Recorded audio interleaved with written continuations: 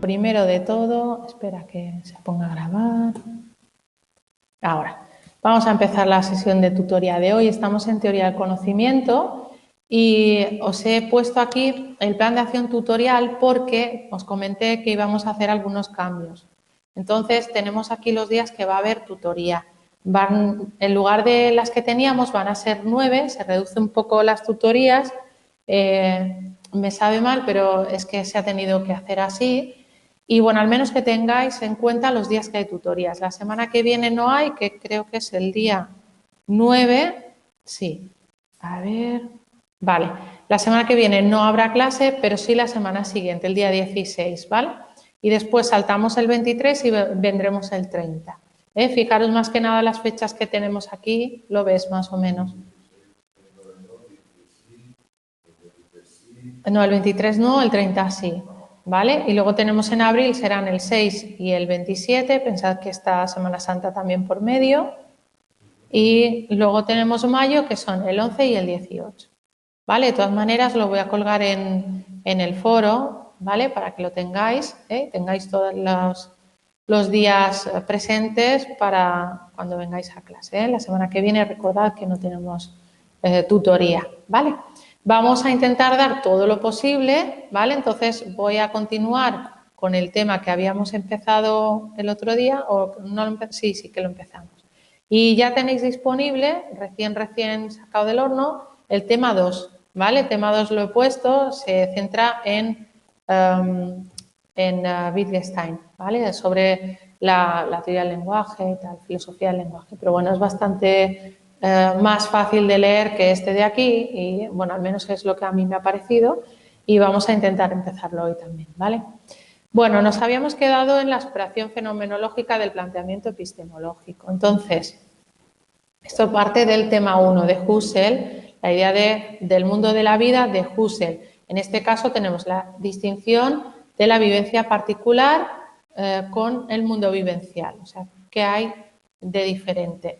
Encontramos aquí que es una corriente dinámica y unitaria de las vivencias particulares y se habla de la conciencia como una vivencia intencional particular y de la conciencia como unidad de la corriente de las vivencias intencionales concretas. En el primer lugar encontramos varios casos. Tenemos la intentio o noesis, que habíamos hablado ya, que es la actividad de la conciencia como tal, que sería el pensamiento, y el intentum o noema, que es el objeto intencionado dado en el acto de conciencia, ¿vale? Es lo pensado, el elemento pensado. Entonces, la distinción que se produce aquí es una distinción lógica, pero no es una distinción real porque no pueden separarse ambos aspectos, ¿vale? Esto lo habíamos visto. Perdón. En el segundo punto tenemos la conciencia comunidad de la corriente de las vivencias intencionales concretas, lo que hace es remitir a un horizonte que incluye todas las posibles vivencias particulares. Entonces, cada vivencia está dentro en la conciencia de la universalidad del horizonte. O sea, es una manera de englobar todas las vivencias que tenemos y que vamos a tener. Fijaros, es una síntesis ideal de la totalidad de vivencias, ¿vale? Ese aspecto tan abstracto que utilizan ellos, bueno, que utiliza Husserl para todo lo que él explica del yo, del mundo, todo está como muy de manera abstracta y que intenta hacer que englobe todo lo posible para que lo veamos de otra manera y no como algo físico, ¿no?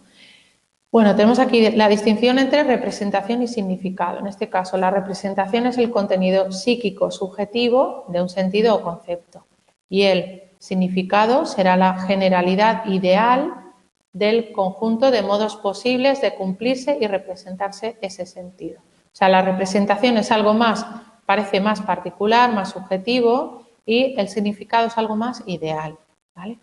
Entonces, la fenomenología será la búsqueda de los significados o esencias más allá de lo concreto, ¿no? De sus concreciones subjetivas o individuales. Va a ser extraer todo lo que se pueda de esos elementos particulares, ¿no? Esa búsqueda de lo ideal, del significado. Elimina el objetivismo y esto nos lleva al estudio de la constitución de la conciencia del tiempo. El tiempo es muy importante también aquí. ¿Por qué? porque incluye las vivencias del antes y del después, ¿vale? O sea, no solo las pasadas, sino también las futuras. Intenta comprender cómo es la corriente vivencial. De alguna manera va a intentar entender cómo funcionan las vivencias y cómo se entrelazan, ¿no? Y es la conciencia de la universalidad del horizonte. O sea, el hecho de tener una imagen también de cómo serán en el futuro. Todo lo que es dado como ente está dado como mundo y lleva consigo el horizonte del mundo por esta corriente vivencial, por cómo funcionan las vivencias. Y esto nos plantea el conocimiento científico debe explicar la estructura de su mundo. Por tanto, aquí encontramos una explicación científica a la idea de ese mundo, ¿no? Y de la idea del tiempo que él tiene. Bueno, conocimiento histórico como descripción adecuada de la experiencia histórica. Fijaros, la experiencia histórica y el conocimiento histórico, ¿no? Dice que es incompatible con el ideal objetivista de la ciencia pura, no tiene sentido la idea infinita de un mundo verdadero. Se puede preguntar por la estructura de todos los contextos experimentados, pero no tiene nada que ver con las ciencias positivas. Hemos dicho que no tiene que ver, o sea, es incompatible con esta idea de la ciencia pura, tampoco funciona como las ciencias positivas. Entonces, nos va a hablar del mundo de la vida que se refiere al todo en el que estamos viviendo los que vivimos históricamente. Ese conjunto de todo lo que sucede, ¿no? Y lo que ha sucedido. Esto nos plantea la idea irrealizable de la totalidad de los posibles mundos vitales históricos. Esto ahora mismo me recuerda a la idea de las distintas dimensiones, ¿no? Mundos en otras dimensiones y esas cosas. Pues parece un poco esto también.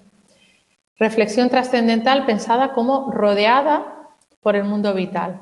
Fijaros, ¿veis? El mundo que nos rodea, pues la reflexión trascendental está rodeada por ese mundo que engloba todas las vivencias posibles, ¿no? Y luego tenemos el no lugar del objetivismo. Esta es la importante contribución de Husserl, que trata de desvelar el carácter aparente de la controversia epistemológica entre idealismo y realismo, es decir, entre subjetivismo y objetivismo. El mundo se va a entender como un dualismo entre exteriorización e interiorización, que lleva a la subjetividad. Fijaros, por un lado, lo exterior y por otro lo interior, que es el sujeto, ¿no? Lo subjetivo. La vida se define como la subjetividad trascendentalmente reducida, fuente de toda objetivación, o sea, sería ese ideal, ¿no?, que estábamos hablando. La vida sería un ideal que abstrae todas las vivencias, se entiende aquí. Circunscribe todas las manifestaciones en la unidad de su ser orgánico, ¿vale? Por eso lo de todas las manifestaciones, ¿vale? Todas las vivencias. Bueno, la vida y la autoconciencia. Aquí tenemos a Dilthey y a Husserl, ambos los tenéis aquí arriba en este mismo orden. Y las diferencias principales, pues Dilthey dice que hay que derivar la construcción del mundo histórico a partir de la reflexividad de la vida. Y Husserl dice que hay que derivar la construcción de ese mismo mundo histórico a partir de la vida de la conciencia. Fijaros cómo difieren en un pequeño aspecto, ¿no? Entonces, en estos casos la vida se concibe como la autoafirmación y la autoconciencia sería el hecho de analizar y distinguir entre sí mismo y lo otro. O sea, ser consciente de uno mismo es saber distinguirnos con los demás, ¿no? Decir, bueno, pues yo soy yo y estos son los demás, ¿no? Es un tanteo, una prueba y un experimento y dice que es el sentido del esfuerzo de la reflexión filosófica. O sea, realmente el hablar de la autoconciencia es realizar reflexión filosófica. La filosofía repite el experimento de la vida en dirección inversa. O sea, lo que hace es reflexionar hacia atrás, ¿no? Tratando al pensamiento separado del comportamiento vital. ¿Vale? Y la filosofía de la identidad, que es el idealismo alemán, según ellos, pues es la correspondencia estructural de vida y autoconciencia. ¿Vale? Cómo la estructura de ambos se corresponden uno con el otro, o sea, tienen relación. Y esto nos lleva a plantear que lo vivo se distingue a sí mismo del mundo en el que vive y se nutre de ello. O sea, yo me distingo de los demás, pero también de alguna forma me enriquezco, ¿no?, al sentirme parte del mundo, ¿vale? Entonces, lo extraño se hace propio, o sea, todo lo que está fuera de mí lo hago propio de mí, porque yo formo parte del mundo y no hay distinción. No se distingue el yo del mundo. Entonces, se convierte todo en objeto de su saber, ese distinguirse, y saberse a sí mismo en todo lo que sabe, el rebasarse. ¿Vale? La primera verdad de la autoconciencia en Hegel. Aquí tenemos que la única manera de concebir la vitalidad es hacerse cargo de ella, o sea, darse cuenta, ¿no?, de que existe. Lo interior mira a lo interior y la vida se siente a sí misma, el ser autoconsciente, ¿no?, de lo que está pasando y de uno mismo. La filosofía entonces se entiende como la comprensión de los resultados de la conciencia desde su origen. Y se trata de extraer las consecuencias de la relación entre la vida y la autoconciencia. Eso es lo que hace la filosofía. Husserl dice, bueno, según el manual, dice que Husserl no aporta ninguna determinación de lo que es la vida.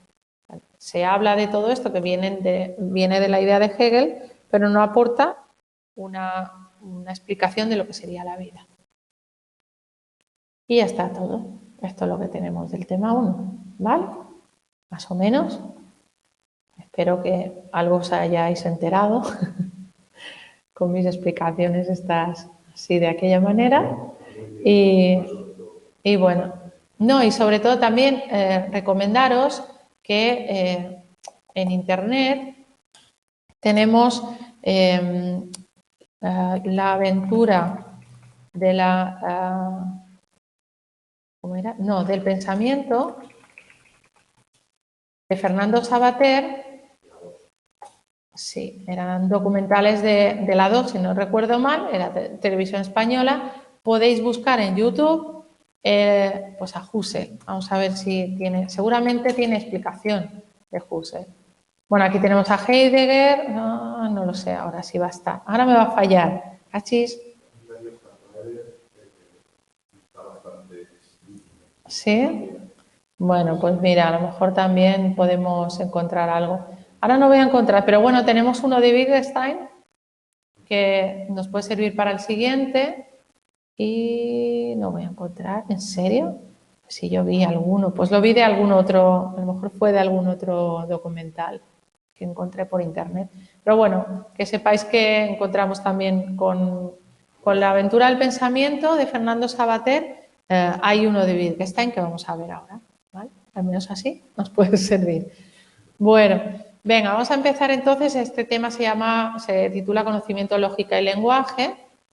Se centra en la explicación de las obras principales de Wittgenstein, que son el Tractatus y Investigaciones filosóficas. Vamos a ver una pequeña introducción, vamos a tratar algunos aspectos del Tractatus y después vamos a ver la idea de los juegos del lenguaje que se desarrolla en investigaciones filosóficas. ¿Sí? Bueno, uy, esto me ha quedado muy raro, ¿eh?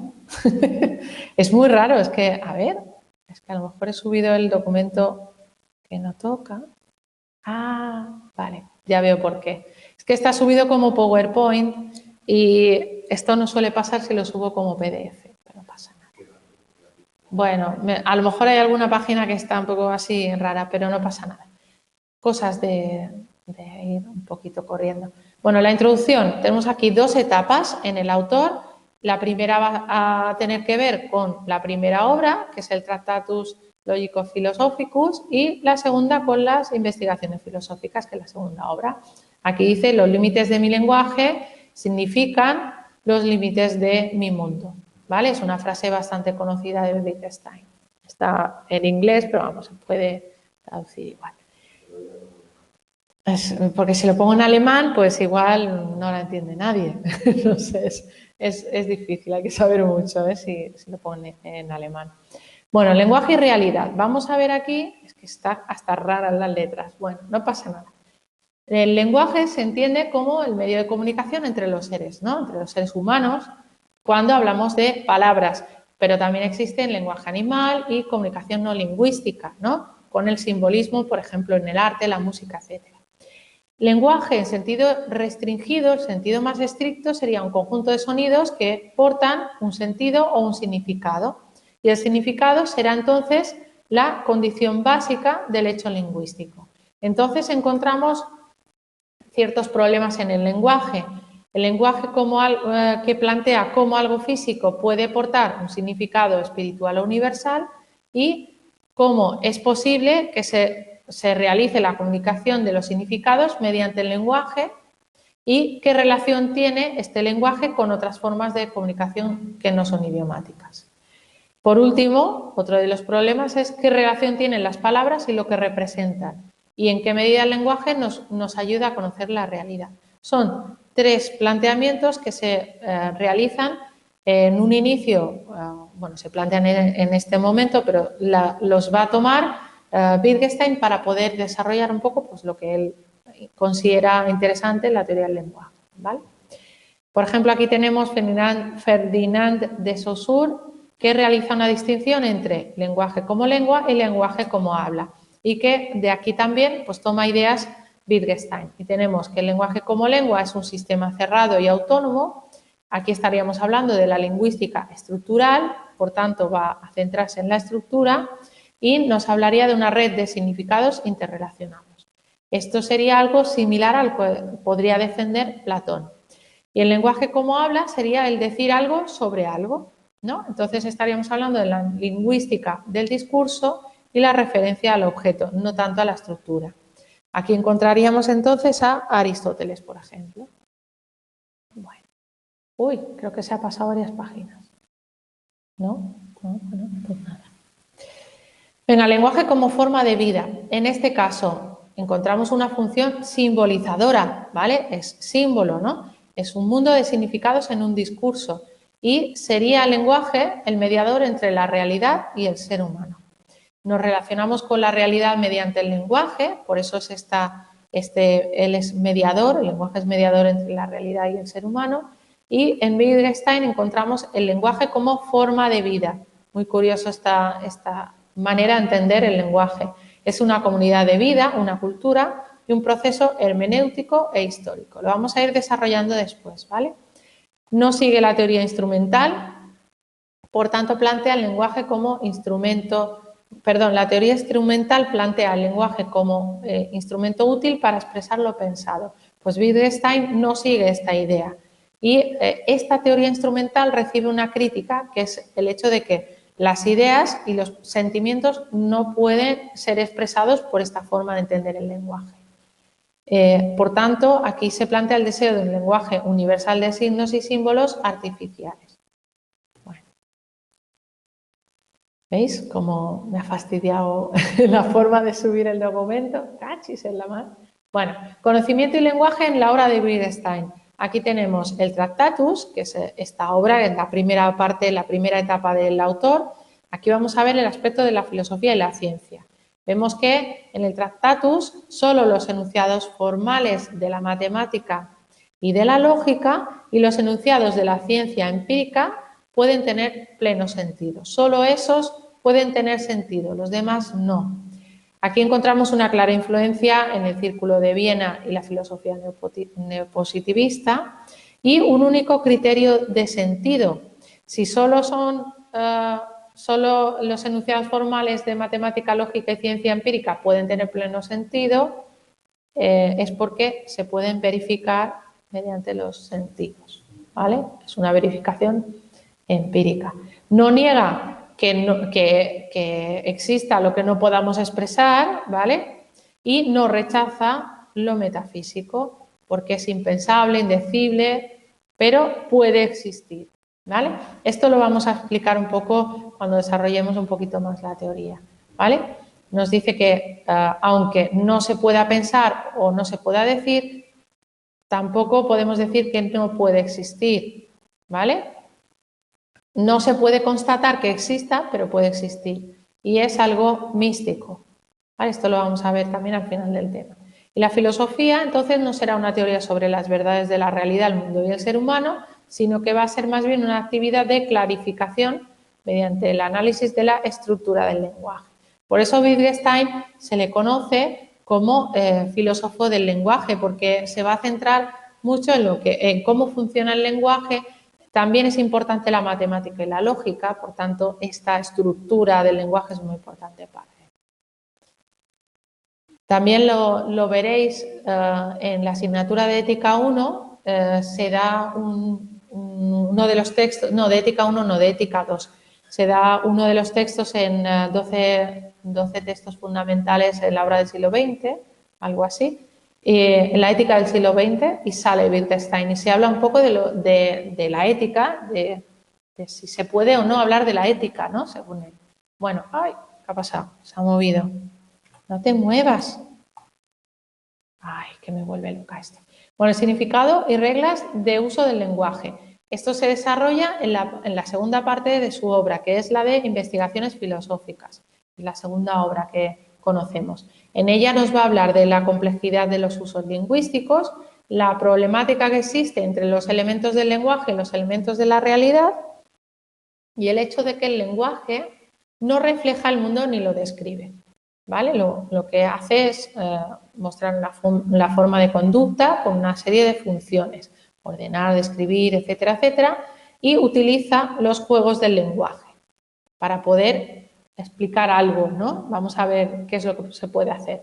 Las proposiciones son significativas, es decir, tienen significado porque son expresiones de los juegos del lenguaje, no porque reflejen o representen la realidad, sino porque son expresiones de los juegos del lenguaje. Hay que buscar el significado en el uso de las palabras y el contexto es el que da sentido a esas palabras. Además, pueden cambiar a lo largo del tiempo, porque digamos que el contexto hace que las palabras también puedan ser entendidas de otra manera. Y el lenguaje consiste en una multitud de juegos del lenguaje. Fijaros, uso recto de las reglas, ¿vale? Juegos del lenguaje, el juego, todos los juegos tienen reglas, pues el del lenguaje también, ¿no? Y el sentido lo dan las reglas del juego. El sentido está en las reglas, ¿vale? No en las palabras o en la representación que hacen de la realidad ni nada de eso. Ese sería el segundo Wittgenstein que se suele decir. Bueno, vamos a ver entonces, vamos a centrarnos primero en el proyecto epistemológico del Tractatus. Aquí tenemos otra frase, pues la he puesto en inglés porque es que en castellano hay muy pocas, la verdad, que me pudieran venir bien. Dice, el completo sentido del libro debe ser, tomándolo todo, digamos, ¿no? En resumen, las siguientes palabras. Lo que puede ser dicho de todo puede ser dicho claramente y lo que no puede decirse sobre nosotros debemos, digamos, pasar de ello en silencio. Es un poco una traducción simultánea extraña que acabo de hacer, casi literal, pero que no es exactamente así como se traduciría, pero bueno, para que entendáis un poco la frase, ¿vale? Bueno, más o menos es algo parecido.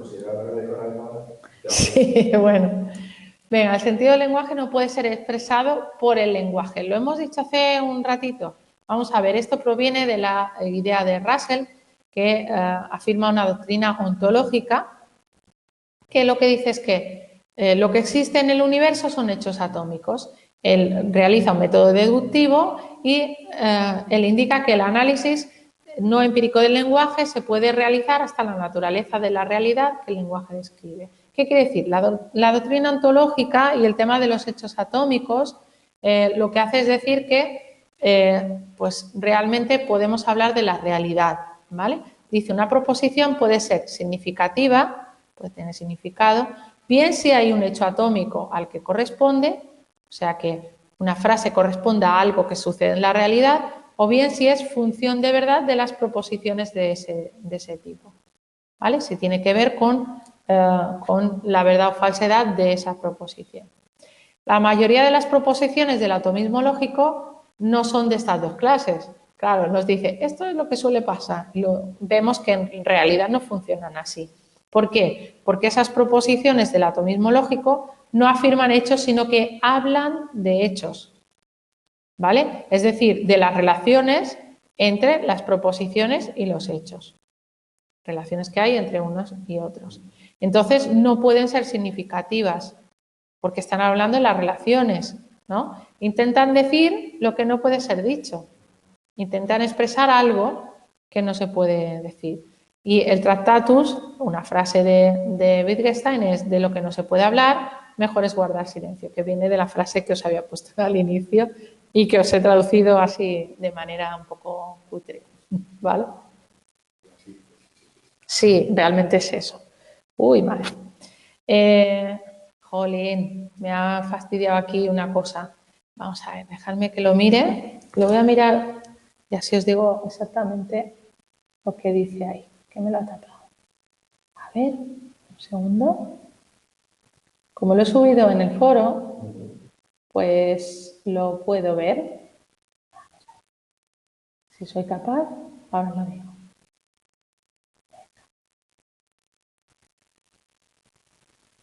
A ver, un segundo. Bueno, teoría pictórica del conocimiento. A ver, teoría del conocimiento, que es esta. Vale.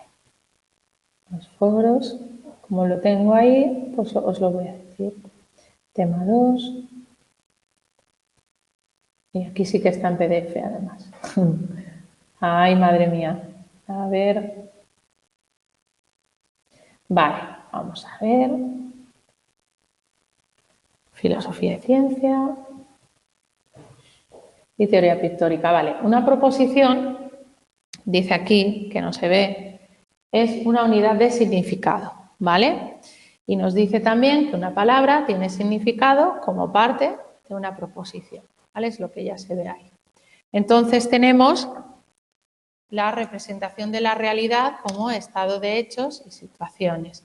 Y el hecho de que no puede pintar su propia forma, sino solo mostrarla. Mostrar la realidad es lo único que puede hacer la proposición, ¿vale? Es mostrar, enseñar el estado de hechos o situaciones.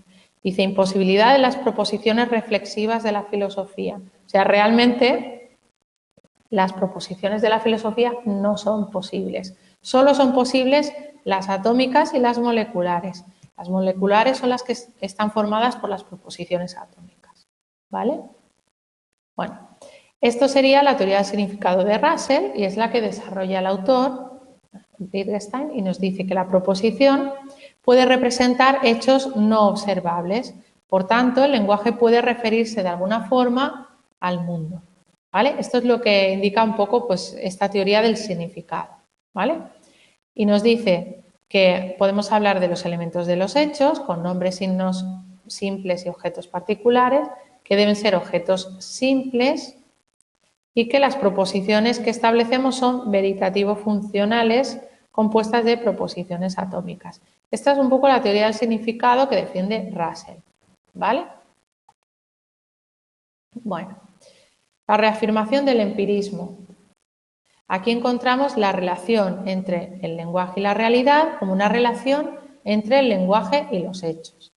Y esta relación no puede ser ni conocida ni expresada en un lenguaje.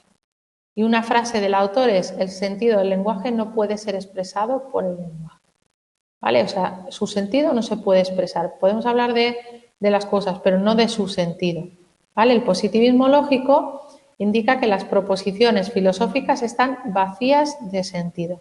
Por eso es que no podemos expresar esa relación de lenguaje-realidad o lenguaje-hechos, ¿vale? Entonces, la creencia en el nexo causal, en esa relación que existe entre lenguaje y realidad o lenguaje y hechos, es superstición, es una creencia, no es real.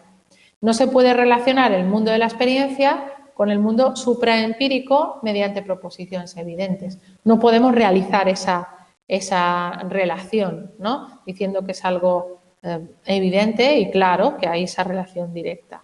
Dice: las proposiciones evidentes son verdaderas porque están vacías de contenido. Si les damos el contenido de la realidad, ya no serían proposiciones evidentes, ¿vale? Entonces, las proposiciones fácticas son verdades contingentes. Fijaros, las evidentes están vacías de contenido. ¿Cómo funciona la lógica? Igual. Y las fácticas, las de los hechos, ¿vale? Son verdades contingentes, dependen, ¿no? No son necesarias, por tanto, no son tan verdades, ¿verdad? Bueno, el psicologismo de Hume en Wittgenstein. Aquí tenemos que niega la metafísica y afirma la lógica. Esto lo hace Wittgenstein, ¿no? Afirma la lógica, la matemática y las ciencias experimentales como las únicas ciencias respetables, mientras que la metafísica no funciona como las ciencias y pues no se puede afirmar como ellas, ¿vale? Entonces, como solo se puede hablar de los hechos, solo tiene sentido las frases atómicas, entonces, bueno, las frases moleculares, que hemos dicho antes, entonces de la metafísica no se puede hablar, ¿vale? Porque no funciona igual que la ciencia. Bueno. Distinción entre lo dicho y lo pensado. Vamos a ver qué diferencia hay entre ambas. Pues vemos que puede mostrarse, pero no decirse, ¿no? El positivismo lógico afirma que solo existe la realidad de los hechos verificables, ¿no? Entonces estaríamos en un empirismo radical, ¿no? Sería Hume en extremo. El Tractatus, ¿qué dice? Dice que los únicos juicios verdaderos serían juicios tautológicos, ¿vale? Son tautologías. No sé si sabéis lo que significa eso. Pues realmente, verdad es que no dicen nada nuevo. El triángulo tiene 3 ángulos. Pues vale. Eso es una verdad tautológica. ¿Por qué? Porque realmente triángulos son 3 ángulos. Es una verdad a priori, ¿no? Porque lo sabemos previamente. Estos son los juicios analíticos de Kant. Pues esto es lo mismo, ¿vale? Entonces, es un juicio tautológico porque no añade ninguna información nueva, ¿vale? Es a priori, ¿eh? Y no son ni verdaderos ni falsos, porque realmente como no añade nada, es una tautología, ¿no? Y si habéis hecho lógica alguna vez, la tabla de verdad, pues cuando todo salía de una manera, entonces era tautología, ¿verdad? Pues eso, y si salía diferente, ceros y unos mezclados, era indeterminado, ¿no? Bueno, pues a esto se refiere, no añaden nada nuevo. Entonces, las proposiciones de la filosofía son sin sentidos, ¿vale? Los únicos juicios verdaderos son los tautológicos. Como la filosofía no utiliza juicios tautológicos, pues son sin sentidos, no podemos decir que sean verdaderos. Vemos que Wittgenstein no es positivista lógico ni empirista radical, ¿vale? Porque no afirma ninguna de las dos cosas, de que solo exista la realidad de los hechos verificables, ni cosas tipo lo que decía Hume a lo bruto, ¿no? Pero sí que, bueno, él dice que metafísica y ética, fijaros, ética, que lo vamos a ver en Ética 2, tratan lo indecible e inexpresable más allá del mundo de lo expresable, ¿no? Y eso es lo místico. De lo que no se puede hablar es mejor callar. Eso es una frase de él, ¿no? Los límites de mi lenguaje son los límites de mi mundo. Yo no puedo tratar aspectos como la metafísica y la ética, no puedo expresarlos, son demasiado abstractos, no los puedo expresar, no hay ningún elemento empírico que yo pueda constatar, por tanto es mejor callar, no decir nada porque no se puede decir nada de ello, ¿vale? Bueno. Conocimiento y juegos del lenguaje. Aquí tenemos, bueno, os he puesto aquí una imagen un poco por los juegos del lenguaje. Tiene que ver con esa idea. Y os he puesto, es un comiquito así curioso. Y bueno, hay un tipo que está en un grupo, parece que está en el trabajo o algo así, pasa por ahí y dice incendio, nadie le hace caso. Peligro de derrumbe, nadie hace caso. Luego dice reestructuración de personal y todo el mundo, ¡ah! Yo diría coronavirus, ¡ah! ¿No? Pues un poco igual. Claro, es que, fijaros, es el juego del lenguaje. Ahora coronavirus, pues es un momento de, Dios mío, qué locura, ¿no? Todo el mundo ahí súper loco porque puede infectarse y tal. Pero en otro momento, pues a lo mejor no sería así. De hecho, sé que hay un cómic, a ver si me sale de qué era, ostras, bueno, donde sale una auriga, ¿no? Ostras, lo tengo, os lo pondré en el foro para que veáis eso, que el auriga se llamaba coronavirus. Y entonces, pues no llamó la atención. Pero es muy curioso que justamente ahora, pues salga algo así y nos pongamos todos locos. Y en aquel momento, pues no se entendía de esa manera. es os lo voy a decir, en Asterix y Obelix, ¿vale? Os lo pondré, si me acuerdo os lo pongo. Justamente se llamaba coronavirus, ¿no? Y en ese momento, con el juego del lenguaje, pues no significaba nada. Pero ahora es una locura, pues es un poco lo mismo, ¿vale? Sí, cosas que pasan. Bueno, Wittgenstein se retracta. ¿Qué quiere decir? Bueno, pues en 1921 se publicó el Tractatus y hasta 1953 no se publicó su segunda obra, su segunda etapa, ¿vale? Que es Investigaciones filosóficas. Él lo que hace es, se retracta de la obra anterior, dice, bueno, yo me he equivocado en ese momento y realmente creo que esto va por otro lado, ¿no? Entonces, él de hecho intenta que se publiquen ambas obras juntas para que se vea un poco el proceso en el que él pues, se va dando cuenta de cómo funciona el lenguaje, de qué podemos conocer y qué no, etcétera, etcétera. Y bueno, tenemos aquí un cambio en la filosofía analítica, influencias que hay en la filosofía analítica las tenéis aquí recogidas. Abandona la noción de significado, que es la que desarrolla en el Tractatus. Interesante, si lo queréis leer, pues no está mal. Lo que pasa que hay que buscar también alguna guía que nos ayude a entender algunas partes, pero vamos, en principio es bastante corto y lo podéis leer, intentad entenderlo. Bueno, el objetivo de la filosofía analítica, que ya no sigue esa noción de significado que habíamos tratado antes, con la proposición esta atómica y todo eso, es describir los juegos y usos del lenguaje junto con actividades que se realizan en un contexto. Fijaros, las palabras clave las tengo subrayadas, ¿vale? Significado se elimina ahora y se sustituye por juegos, usos y contexto, ¿vale?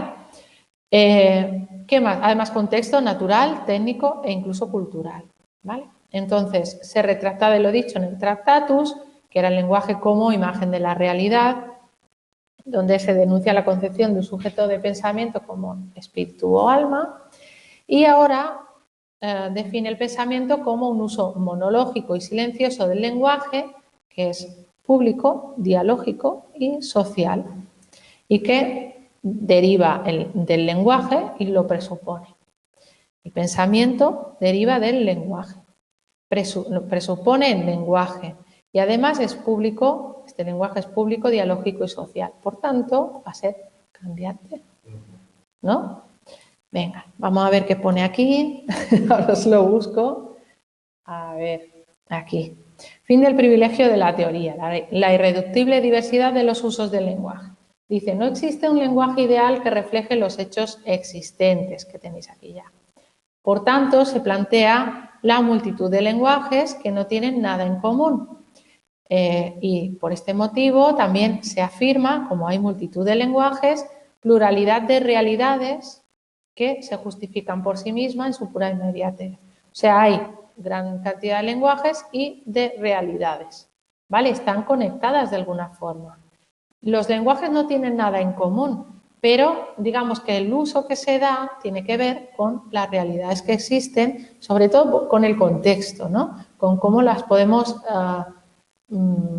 entre comillas, reinterpretar, a veces como lo que os he comentado de coronavirus, ¿no? Por ejemplo. Dice, importante captar la función del contexto, ¿veis? Es muy importante en qué contexto se desarrolla algo que estemos diciendo. Poner atención al lenguaje como se da en sus usos y funciones. Todo juego de lenguaje constituye una forma de vida. ¿Vale? Ahora todo lo que es Internet, una red social, ahora no significa como una red de antes, ¿no? Es otra cosa, ¿vale? Forma de vida, ¿verdad? Juego de lenguaje. El lenguaje es empírico, complejo y cambiante. Y la descripción teórica unifica y homogeniza, negando la diversidad y el cambio. Si yo quiero describir cómo es el lenguaje de manera teórica, no voy a explicar realmente lo que sería el lenguaje, porque el lenguaje va cambiando, evoluciona. Eso también lo observamos en nuestro día a día, ¿no? Cómo hay palabras que antes a lo mejor se utilizaban como, bueno, ni siquiera se daban por buenas y ahora están dentro de la RAE, ¿no? Del diccionario de la RAE. Por ejemplo, ¿no? O palabras que vienen de otros idiomas y que adaptamos al nuestro, como wifi, cuando es wifi, cosas así, ¿no? Estas cosas que hacemos los españoles muchas veces. Bueno, que yo también las he hecho y las sigo haciendo. Pero bueno, para que sepáis que pues, es cambiante, es complejo, es empírico, ¿no? Se adapta un poco al contexto, etc. La descripción teórica, como os he dicho, bueno, esto ya lo he comentado. La apariencia engañosa de la universidad del lenguaje teórico sucede en la filosofía. Fijaros, o sea, en la filosofía parece que estamos hablando de un lenguaje universal, porque estamos utilizando la teoría, intentando unificar y homogeneizar, ¿vale? Pero realmente es algo engañoso, no funciona así, es imposible, porque el lenguaje cambia. Entonces, no hay ningún universo de sentido inmutable. Aquí encontramos el carácter público y social de los juegos del lenguaje que ya hemos marcado antes. Su estabilidad y permanencia va a depender de que la gente lo utilice, de que la educación lo siga manteniendo y de la costumbre, fijaros, compartidos por todos, ¿vale? Se va a utilizar pues según dure en el contexto o en el momento histórico, ¿no? Por ejemplo. Los juegos del lenguaje cambian y desaparecen. No hay ningún universo de sentido inmutable. O sea, realmente, en este caso, el lenguaje no es inmutable, cambia, ¿vale? Entonces, las reglas de uso dan la estabilidad y la identidad al lenguaje. Esas son las que proporcionan alguna parte, entre comillas, universal, por decirlo de alguna manera, pero entre muchas comillas, porque lo único que hace es darle estabilidad, ¿vale? Y solo existen, por eso es que hago las comillas de lo universal, mientras la acción común las respete. O sea, mientras dure el compartir esa forma de hablar o esa forma de utilizar el lenguaje, pues va a ser estable, va a tener una identidad. Va a ser, entre comillas, muchas, universal, pero no es realmente universal, ¿vale? No existe un fundamento último, no hay algo que sea la base fundamental que haga que el lenguaje sea lo que es, no, es simplemente su utilización la que lleva a dónde está el lenguaje ahora. Venga, el significado es el uso. Es que como siempre meto titulitos y cosas, pues luego me hace estas cosas a mí. Venga. Abandono del modelo referencial. Si os acordáis, lo de usar el lenguaje como referencia a la realidad. En este caso, el modelo referencial del significado afirma que el significado está basado en la relación entre las proposiciones lingüísticas y las realidades no verbales y captables por el sujeto, o sea, entre las palabras, el lenguaje, lo que se habla y la realidad que podemos captar mediante los sentidos, ¿vale? En las investigaciones filosóficas se nos dice que el significado no depende de la referencia, ni es la referencia, sino que realmente el significado depende del uso de las proposiciones, de nuevo, el uso del lenguaje, ¿vale? El significado es el uso. Puede designar o referenciar algo extralingüístico, pero va a depender del uso que le demos al lenguaje, ¿vale? A esas proposiciones. Toda palabra va a remitir a una familia de usos, no a un uso solo, sino a un conjunto de usos, y no se puede reducir el significado de una palabra a un concepto unívoco, porque hay un conjunto de usos. Solo puede darse ejemplos de cómo se usa esa palabra, pero no dar un significado exacto, concreto, ¿vale? Bueno, aquí, por ejemplo, la polisemia es fácil, ¿no? Cuando decimos americana, pues podemos pensar en una chaqueta o una mujer de América. O el banco de peces, el banco de sentarse, el banco de ir a cobrar o a pagar, etcétera, ¿no? Pues eso. A ver, ¿qué más? Describir en lugar de explicar. Aquí tenemos que hay que ver el lenguaje tal cual es y descubrir su uso y función de los lenguajes en cada situación. Eso, o sea, tal cual es, sin buscar un fundamento, una base que hay detrás, lo universal, la idea, no hace falta, ¿vale? Los problemas filosóficos son pseudoproblemas que hay que eliminar. ¿Por qué? Pues porque no trata del uso, de la función del lenguaje, sino que busca un ideal, entonces no nos sirve. El pensamiento está embrujado por el lenguaje. Nos dice que esto nos lleva a aprender a ver los lenguajes en su dimensión plural, contextual y vital, teniendo en cuenta todo lo que envuelve al lenguaje. Entonces, el lenguaje se va a entender como una forma de vida por el cambio en los usos y las funciones del lenguaje ordinario. Se va a producir un cambio continuo, ¿no? Dice, no preguntes por el significado, pregunta por el uso. O sea, no preguntes por el significado de las palabras, sino cómo se usa esa palabra o para qué se usa, ¿vale? Entonces es el empleo cotidiano de las palabras. Entender el lenguaje es advertir su complejidad. El lenguaje es muy complejo. De hecho, aprender un idioma nuevo, todos sabemos que es muy difícil. ¿Por qué? Porque una misma palabra, a lo mejor, según cómo se pronuncie o según en qué contexto se diga, puede ser algo complicado, ¿no? Te puede poner en un aprieto a veces. No hay significados fijos ni vigencia permanente, ¿vale? Fijaros, no hay nada fijo ni permanente, porque todo cambia. Todo el lenguaje me refiero. Hay que realizar, fijaros, un análisis de todo prejuicio teórico. Esto es un poco raro, no sé por qué lo he puesto. Es eliminar realmente cualquier prejuicio teórico y de esta forma vamos a ver la lógica de cada enunciado, señalada por la función que cada término desempeña en el juego del lenguaje. Fijaros, la función en el juego del lenguaje. Es importante, como veis, todo el rato está hablando de las mismas cosas. Y renunciar a la teoría previa, ¿veis? Por eso lo del prejuicio teórico, hay que eliminar todo ese prejuicio teórico, ¿vale?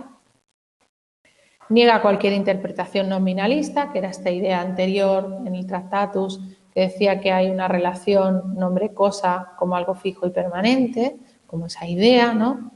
Lo de las proposiciones atómicas, ¿no? Que hay una relación entre el lenguaje y lo que representa.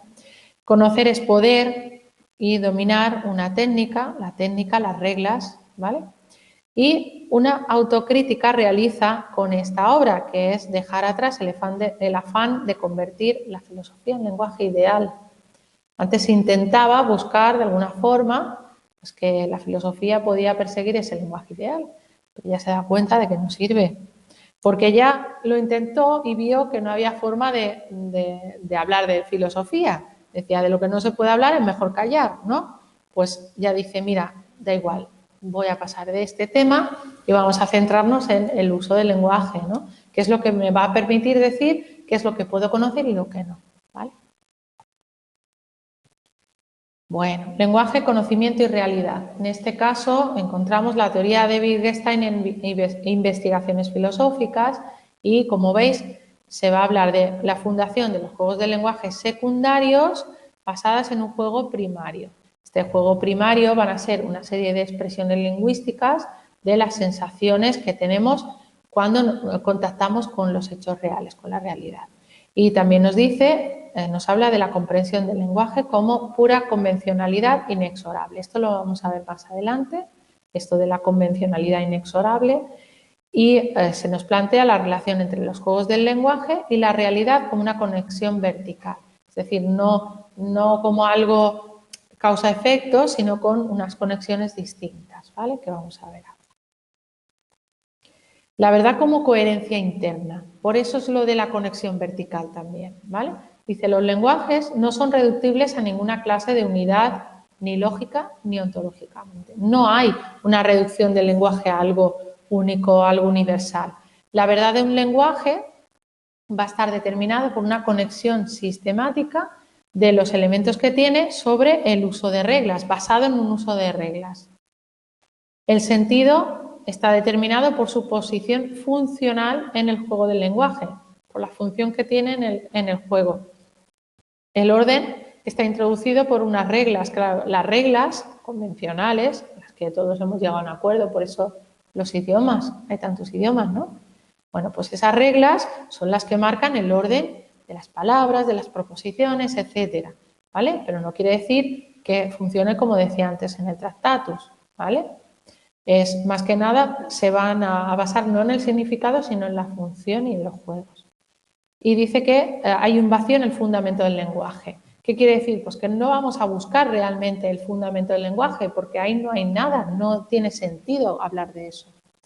Entonces, el juego del lenguaje, aquí tenemos esa palabra que hemos visto antes, esa expresión, se puede definir o identificar con la convencionalidad inexorable. ¿Qué quiere decir? Pues que la verdad de un lenguaje va a depender de la propia coherencia que tenga, ¿no? Esto tiene que ver con las reglas del juego, ¿no? Con las normas que tenga el lenguaje. Dice, Preguntar por las condiciones de funcionamiento de las reglas.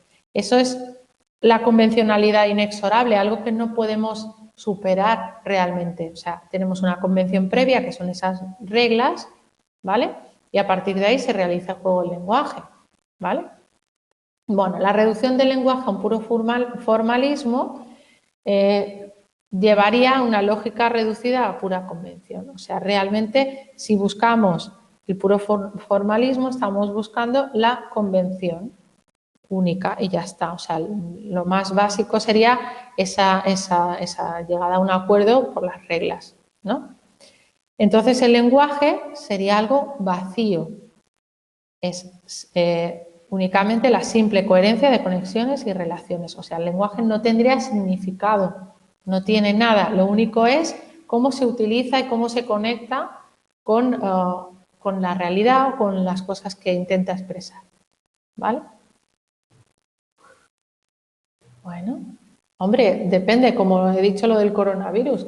La palabra en sí hace 2 meses, pues nos hubiéramos quedado igual, ¿no? Pero ahora, pues si dices, ¡ay, tengo coronavirus, Dios mío! Ya está, todo el mundo se va corriendo y te señalan, coronavirus, ¿no? Y nadie se quiere acercar a ti. Pues eso, es un poco. Bueno, la objetividad de un operar común. Tenemos aquí, es un proceso inexorable de reducción del lenguaje a su completa convencionalidad y formalización. ¿Vale? O sea, el hecho de que todos tengamos el mismo uso del lenguaje, lo que hace es tratar de reducir al máximo el lenguaje a, digamos, esas normas de uso, ¿no? A esas convenciones, ¿vale? La formalización y la convencionalidad. Las reglas, ¿veis?, del lenguaje y su uso son convencionales. Hemos llegado a acuerdo para ello, ¿no? Y es que si no, no nos entenderíamos. Cada uno diría lo que le sale de ahí, sin ningún sentido, nadie se iba a entender. Entonces, ahí está la importancia de las normas, de las reglas del lenguaje. Esto nos lleva a esa idea de lenguaje inexorable y objetivo, porque tiene que haber algo básico que sea compartido, ¿no? Que sea común y que esté basado en unas reglas, ¿no? Las causas. Bueno, ahora os leeré lo último. A ver, ¿dónde está aquí? Aquí. Las causas. Estamos obligados a utilizar y aplicar sus reglas del lenguaje de forma exacta. No se puede realizar reducciones psicologistas ni interpretaciones pragmáticas. Es un operar común. Tenemos que tener un mismo juego y mismas reglas y además para todos. Es que no cabe aquí, yo os lo leo. Y el último lo tenéis en el foro. Lo siento que justamente he subido el que no toca. El último punto nos dice, significado, verdad y validez de un lenguaje se deben a la conexión que hay entre los signos y las reglas convencionales. O sea, realmente su significado, su verdad y que algo sea válido en el lenguaje va a depender de esas reglas, ¿no?, del lenguaje.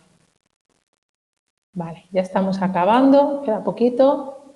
Y tenemos aquí la filosofía como terapia del lenguaje. Perdón, que es que se me va a poner esto ahora. Se había puesto en sonido el móvil. Venga, filosofía como terapia del lenguaje. Tenemos los lenguajes son convencionales. La filosofía no puede perseguir lo ideal ni la unidad formal deducible a la estructura lógica trascendental del mundo. Es decir, no podemos buscar en la filosofía lo ideal ni lo formal, ¿vale? Porque es que no hay nada de eso.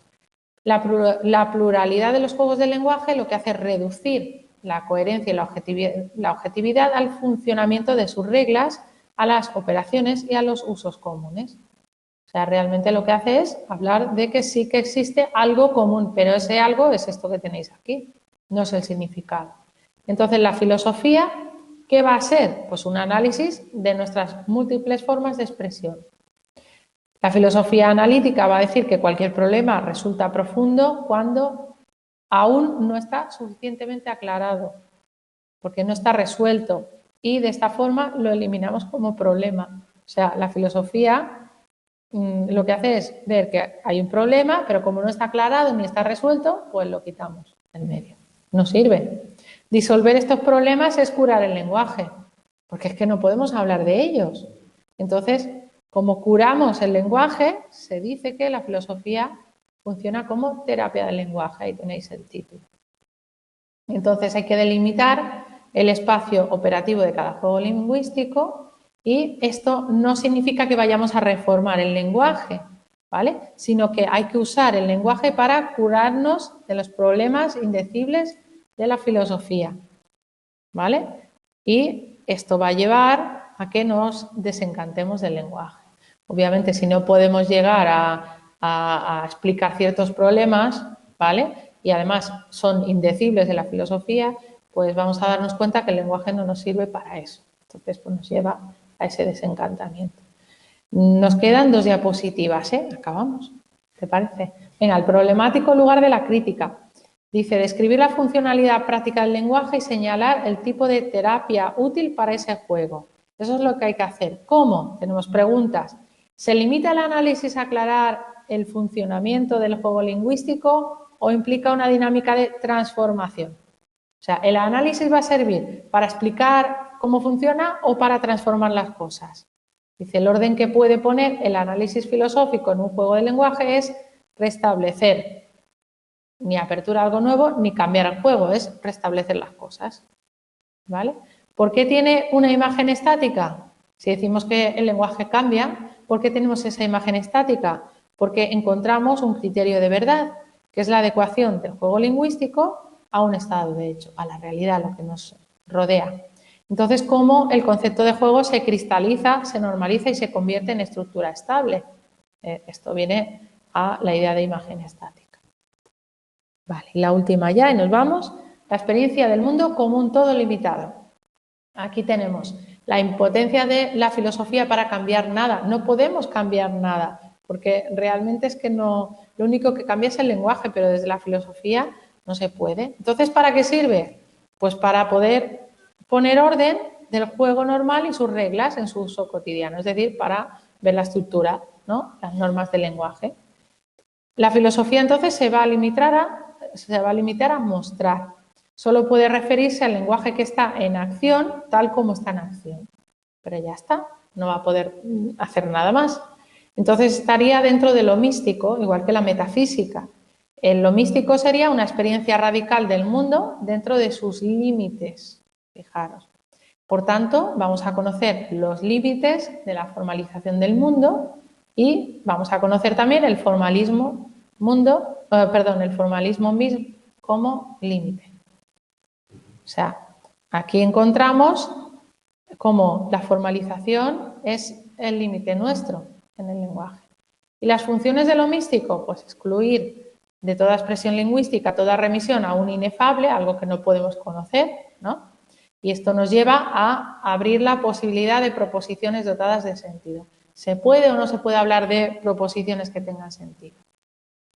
Muestra lo inefable como límite y conciencia de lo que no puede decirse. Nos muestra lo que no se puede decir. Y lo último, reconocer lo que es necesario callar es esencial para delimitar los límites para describir algo.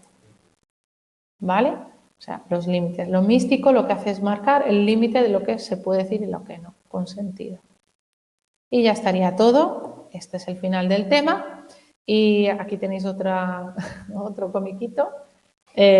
Con la misma palabra en distintas situaciones, cómo significa algo diferente, que es, en teoría es el mismo dibujito, en cada uno de los cómics lo que están diciendo es lo mismo, da igual lo que digan, realmente, ¿veis? Es como lenguaje vacío, pero ese lenguaje vacío, según el caso, se va a entender de una manera o de otra.